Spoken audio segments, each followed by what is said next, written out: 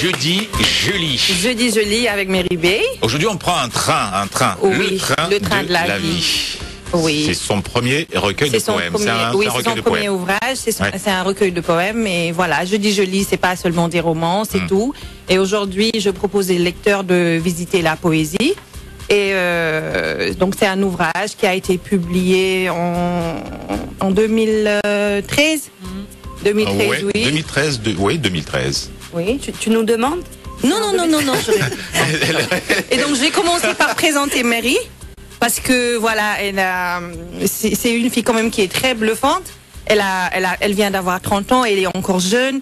Elle est championne du monde de Viet Vo Dao. Ah bon? Oui, elle est métisse sénégalo-vietnamienne. Donc en 2006, elle devient championne du monde de Viet Vo Dao. Et après avoir été sacrée championne d'Afrique. Et en même temps, elle est très calée, tout ce qui est technologie et tout. Donc voilà, bravo Mary. C'est une personne qui, en même temps, allie la force de l'esprit et la force du corps. Ouais. Et voilà, moi, franchement, je suis très impressionnée et je suis fière. C'est pourquoi j'ai vraiment tenu à la présenter d'abord, avant de présenter l'ouvrage. Donc, voilà, oui? Non, c'est son premier ouvrage, tu disais. Oui, c'est son premier ouvrage. Et donc, je commence d'abord par une question. Qu'est-ce que ça vous évoque le titre de cet ouvrage-là? Le train de la vie, quand on vous le dit comme ça. Ben, la vie, en général, c'est-à-dire du début à la fin, naissance, vie, mort. Si j'avais pas vu l'affiche, enfin la couverture, je dirais que c'est le train. Pour moi, c'est l'opulence, non? Oui, Corinne. La richesse. Le train de la vie, oui, comme tu disais, c'est un morceau de vie. Partir, vivre. Non. Vous n'avez pas trouvé. Ah bon? Non. C'est même pas ce train-là. Et justement, c'est pourquoi moi je trouve que c'est un ouvrage très très surprenant parce qu'il enferme plusieurs questionnements existentiels, mais aussi beaucoup de tristesse. On se rend compte qu'elle a vécu les choses pour son jeune âge. Comme je dis, elle a que 30 ans. Et quand on ouvre le recueil, comme tu dis, Maïmouna, on s'attend à tout suivre une certaine chronologie, mais on reçoit une gifle. Boum, elle parle de la mort en fait. Dès le début, on ouvre le livre, on voit la mort. Là, ça, je veux dire, ça peut pas mieux tomber, même si c'est morbide ce que je dis, parce que en ce moment, vraiment, la mort nous rend beaucoup visite, comme on dit au Sénégal. Il y a beaucoup de morts et des gens qui sont connus. Et voilà, ça fait partie de la vie. Elle commence par ça. Elle l'affirme, elle pose des questions. Et à certains moments, on a envie juste d'aller courir, d'aller la trouver, de lui faire un gros câlin. Voilà, comme tu sais très bien le faire, Corinne. Yako. Oui. Et voilà, on a envie de lui donner. Oui. C'est autobiographique? J'ai envie de lui poser cette question. C'est pourquoi j'ai dit, c'est la première fois que j'ai envie d'inviter quelqu'un. Et après ça, on a envie vraiment de lui poser des questions, de savoir pourquoi, qu'est-ce qui s'est passé. Parce qu'il y a beaucoup de questions qu'elle pose. Nous-mêmes, on n'a pas les réponses. Et on sent qu'il y a beaucoup de choses qui sont... Personnellement, c'est le ressenti que j'ai eu, que c'était très personnel et qu'il y a quelqu'un qui peut comprendre et qui peut nous expliquer. En tout cas, je peux vous dire que Rabia est bouleversée. Oui, elle en parle avec beaucoup d'émotions. Parce qu'elle m'a vraiment transmis beaucoup d'émotions. Oui. Et voilà, comme je dis, on a envie de courir, de lui faire un gros câlin. Et en même temps, on a envie de la remercier parce qu'elle pose des questions qui nous interpellent à nous. Et à un certain moment, on se dit, mais tiens, elle a raison. Elle crée un tilt en fait dans notre tête. Et du coup, nous aussi, on a envie de trouver ces réponses-là et on réfléchit. Elle nous pousse à la réflexion. On sent que ça a été réalisé, comme tu dis, Corinne, avec beaucoup d'émotion et surtout, on sent beaucoup d'expérience. Elle parle, elle pense beaucoup, elle exprime ses peines, ses angoisses, ses craintes et souvent beaucoup de résignation. Et en fait, elle dessert un peu l'étreinte. Elle nous embarque dans une poésie joyeuse et on se dit enfin. On respire un peu, elle célèbre la vie, elle nous exhorte à aller à la recherche du bonheur nous-mêmes, même si le bonheur nous quitte. Elle nous livre des messages d'espoir, elle nous gonfle le cœur de fierté quand elle rend hommage à son père. Et pourquoi je dis bravo? Parce que bon, au Sénégal, on sait que les artistes en général, les chanteurs et tout le monde, c'est quoi? C'est maman, chéri Coco, mon marabout. Voilà. Jamais le papa, quoi. On finit avec ça. Voilà. C'est le point final. Voilà. Jamais le père. Et vraiment bravo. C'est c'est ça, ça m'a beaucoup touchée. Elle parle aussi de ses oubliés. Pardon, c'est son père qui est sénégalais? Oui. Ou sa maman? Métis, C'est le père qui est sénégalais, mais la maman vietnamienne. oui. Ok. Ouais. Et voilà, elle parle de ses oubliés, ces mendiants de la rue, ces jeunes. Elle parle aussi des filles de joie. Et elle parle aussi d'une fille qui subit un sort qu'elle n'a pas provoqué et qui nourrit sa fille grâce à ce travail qui ôte la dignité à ces filles-là. C'est ce qu'elle dit même, c'est ses mots. Et après, qui demande pardon à sa fille. Donc ça nous touche. Elle aborde aussi des sujets comme la religion, en rendant hommage aux hommes saints qui ont vécu au Sénégal. Elle fait aussi référence à Satan. Donc à un moment, elle me fait penser à MC Solar parce qu'elle entre dans des trucs que franchement, qui sont très très profonds. Moi, personnellement, qu'on comprend pas, comme je dis, mais on sent qu'elle sait de quoi elle parle. Parce que c'est très profond. Et voilà, elle parle aussi de l'amour. Elle fait référence à Satan, c'est-à-dire lapide Satan. Elle ne vénère pas Satan. Non, pas du tout. Non, pas du mais tout. elle lui parle. Oui. Elle parle à Satan. Elle lui dit laisse-nous tranquille. Pourquoi tu existes?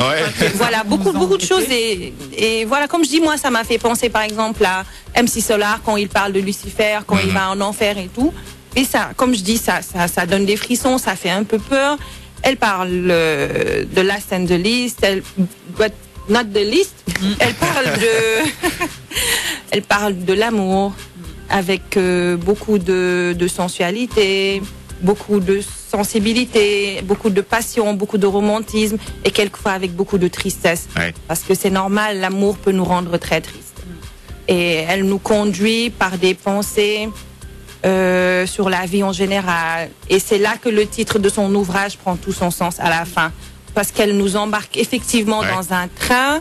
Dans son train à elle, justement. C'est la locomotive au final. Exactement, voilà.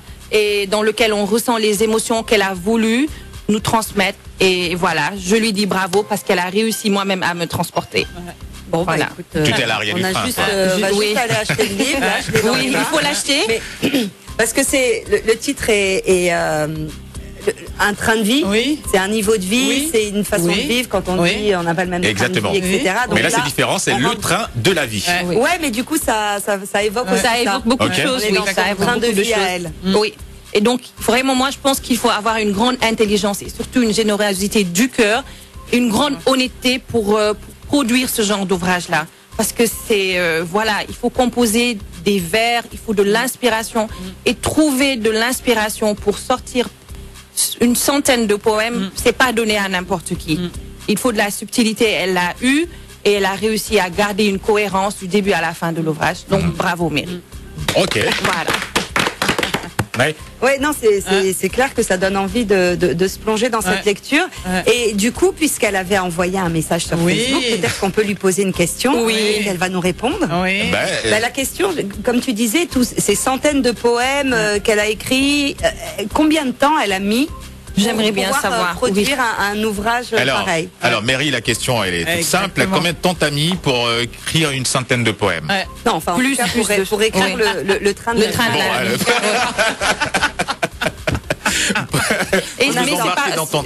C'est par thème. Hein, si tu permets, Rabia, c'est-à-dire qu'on. Non, t'as vu, elle accroche son livre, on a du mal à on va pas te le piquer.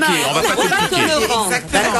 Il faut aller l'acheter. Il y a un passage vraiment, et comme tu disais tout à l'heure, c'est vraiment d'actualité, parce que la première partie, c'est la mort. Et la mort est vraiment là en train de cogner aux portes, donc faites attention. Si vous entendez toc-toc, ne vous levez pas. De toute façon, il n'y a pas de vie sans mort. Tout à fait. Donc c'est vrai que c'est toujours quelque chose qui nous bouleverse, qui nous touche, qui nous. Voilà. Mais en même temps, c'est une vraie question de se dire pourquoi est-ce qu'on prend toujours les choses aussi mal. Tout à fait. Pourquoi ça nous rend aussi tristes. Alors qu'on sait que c'est là et alors que la seule chose. C'est vraiment la seule chose dont on est sûr dans la vie. Exactement. Ce qui est sûr, c'est que on va pas rester là toute notre vie. Tout à fait. Enfin si, toute notre vie. On ne sait pas combien de temps elle va durer. Donc il y a quand même un petit passage qui s'appelle Pleurons, pleurer, parce que au Sénégal, on a l'habitude en général, quand les gens meurent, on te dit faut pas pleurer, faut pas verser de larmes. Moi, j'ai toujours été contre. Je dis quand les gens sont tristes, laissez-les pleurer. Tu pleures un bon coup et puis après ça tu fait passes du bien à de autre pleurer chose. de toute façon. Ça fait beaucoup de bien. Donc pleurons, pleurer. Si le temps nous le permet, c'est juste un petit passage qu'on va lire où elle dit: oh, vous qui avez perdu un être cher, quel qu'il soit, père, mère, tante, grand-père pour nous aujourd'hui, Doudounja et Rose et Vieux 5 qui étaient quand même des grands-pères. Pleurez avec moi. Pleurons nos détresses partagées, pleurons nos cœurs meurtris. Ils sont tous partis, nous laissant seuls. Ils sont tous partis et quelquefois sans un au revoir.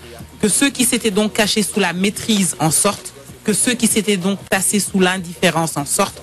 Pleurons, pleurez, il est temps. Laissez donc cette larve brûlante du volcan couler le long de votre peau sinueuse. Laissez-la tracer un sillon de feu le long de nos joues. Piste d'atterrissage, ne vous enfermez pas dans votre coquillage. Ne nous enfermons pas dans notre carcan. Laissons donc échapper de nos corps l'âme en peine, l'âme en détresse, cherchant le réconfort. Donc voilà. Pleurons, pleurez. Ok. La vérité, j'ai la chair Le train de la vie de Mary, de Mary Bay, et qui fait du karaté et qui est aussi animatrice de télévision. De télévision, elle est à TFM oui. ou à sur la 2STV. 2STV maintenant. Pardon, elle est à toujours à TFM, oui. Très bien. Ok. Voilà. Achetez le roman. Ah bah ouais. Achetez l'ouvrage. C'est un recueil de poèmes et il est excellent. Voilà. Je vous le conseille. Merci Rabia. Merci. Je vous vois en contre-plongée, c'est ceux qui sont déjà partis que je m'en vais retrouver. Ne vous inquiétez pas, non, je pars pour le paradis. Pas au paradis, mais prophétie, la 7e prophétie. Et l'élémentaire, le mic pleure, la feuille pleure, le bic pleure.